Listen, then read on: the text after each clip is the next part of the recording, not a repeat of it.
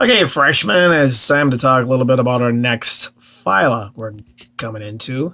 We got done with simple worms, we got done with the Darians. Remember, we're in the phyla of the animal kingdom. Remember, it's kingdom, phylum, class, so on and so on. So we're going to look at the mollusks. These are kind of cool because actually, you guys don't realize it, but you spend quite a bit of time, dealing with mollusks. And, some mollusks are really good eating.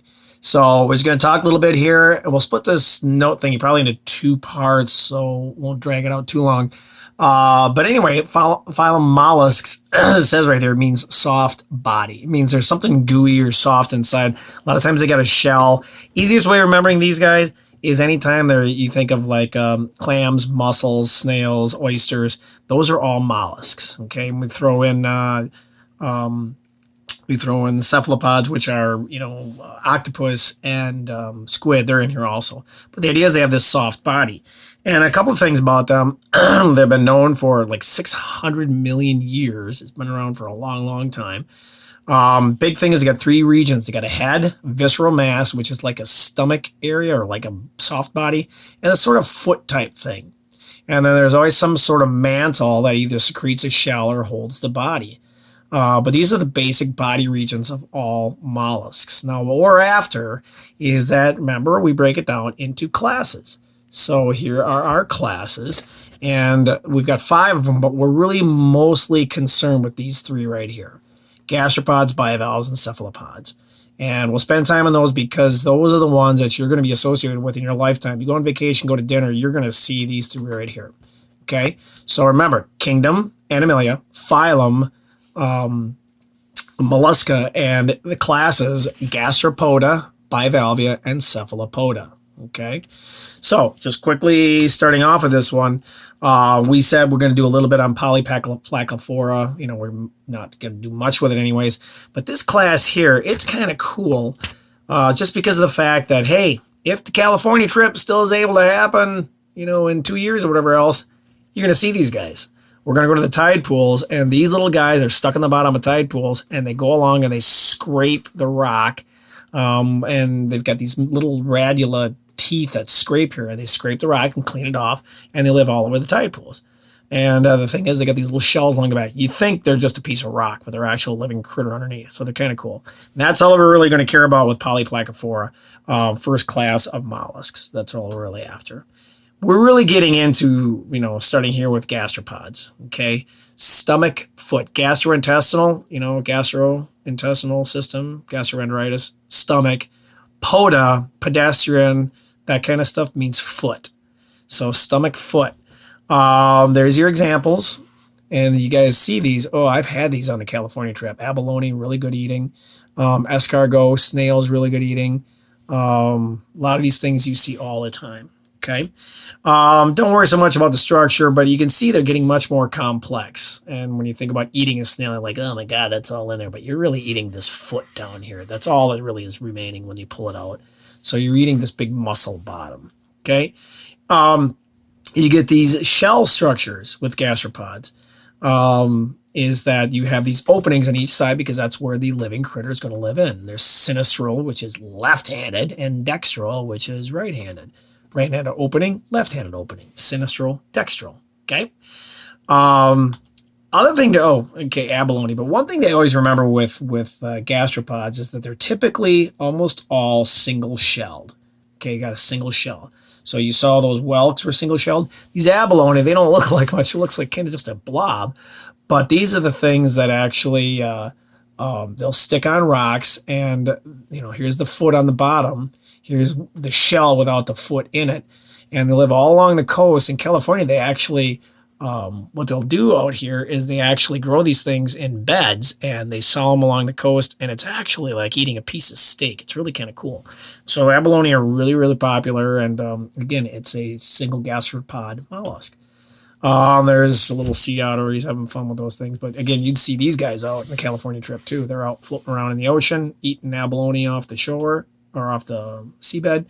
Yeah, you guys have seen these. You see they used to be really popular with a hemp necklace or whatever, but it's a tiger cowrie. They have the mantle on the outside. So whatever makes the shell is on the outside of it, making it nice and shiny. And that's why it's so smooth on the outside. Okay, again, it's a gastropod, single shell. Murex snail, there's the opening. So a snail lives inside this thing, crawls along the ocean floor, and picks up material. Those are egg cases from a whelk that looks like that. That's how they produce their offspring. Funny here, auger snail, auger human. Some of the beautiful structures on here. That's why shell collecting is really, really, really popular. You kids that go on vacation, you get the old duffers go out at 3 a.m. and beat you to it. But they get them because of this stuff here. Shells are just beautiful. Okay.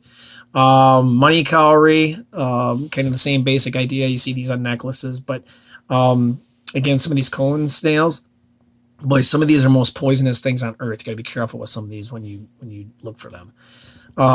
Let you do your own quiz there. Slugs. Hey, we go to Santa Cruz in California. Guess what their motto is? The banana slugs. And when we go out to the Redwood Forest at Henry Cowell State Park, we see tons of these things. It's weird thinking slugs be cool to see, but guys, they're not much smaller than a banana. They are just huge. They're banana slugs. They're really cool. But what it is, still a mollusk. It's still a gastropod, just missing a shell. They throw them in there because it's a soft body. Okay. Slug anatomy, the same thing as we were talking about with snails. So don't really care so much about the anatomy. Bivalves. Hey, bicycle. Bivalves means two valves or two openings. Okay.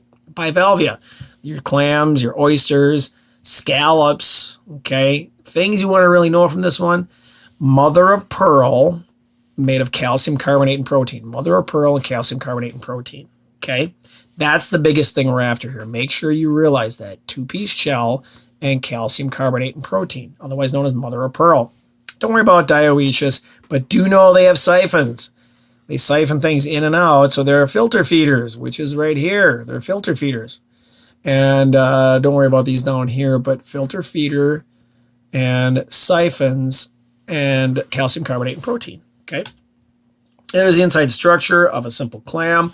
Here is the mantle along the inside that secretes this really pretty mother of pearl inside.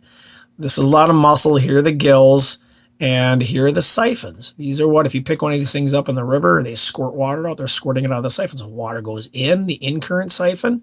It comes out, the ex-current siphon. Squirts out, sucks in, squirts out, sucks in, squirts out, and they filter the water. So yeah, you don't want to eat these out of the river because what are they probably full of? All kinds of mercury and PCBs and everything else. It's nasty in the river. Do not eat these out of the river. You got to get them where they're safe. Okay.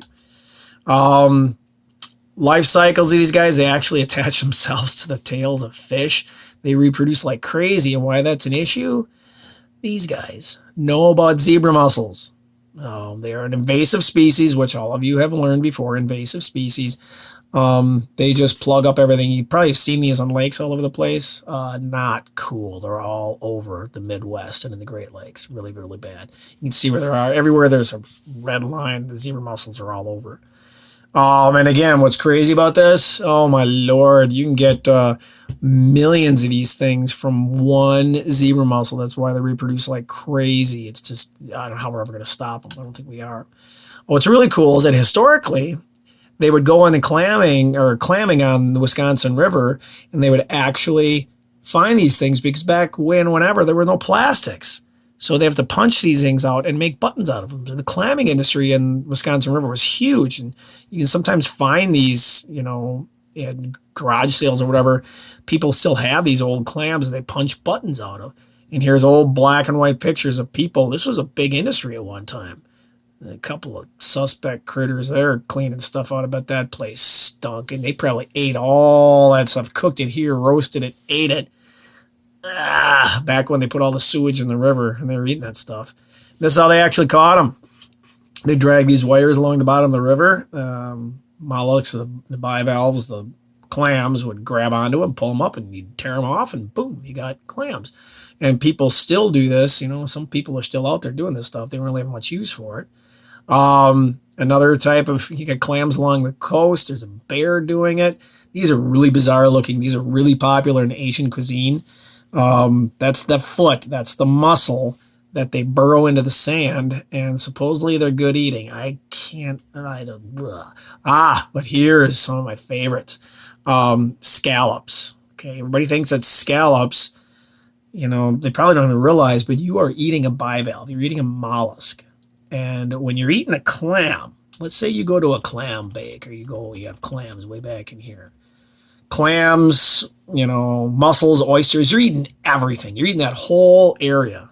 And actually, it's really good. Mussels are really good. Clams, but clams, oysters, oh my God, oysters down in Pensacola, right out of the Gulf, are just absolutely amazing. It's hard to believe that they're actually good. But we get to hear, we talk about scallops, and scallops are totally different because how they move.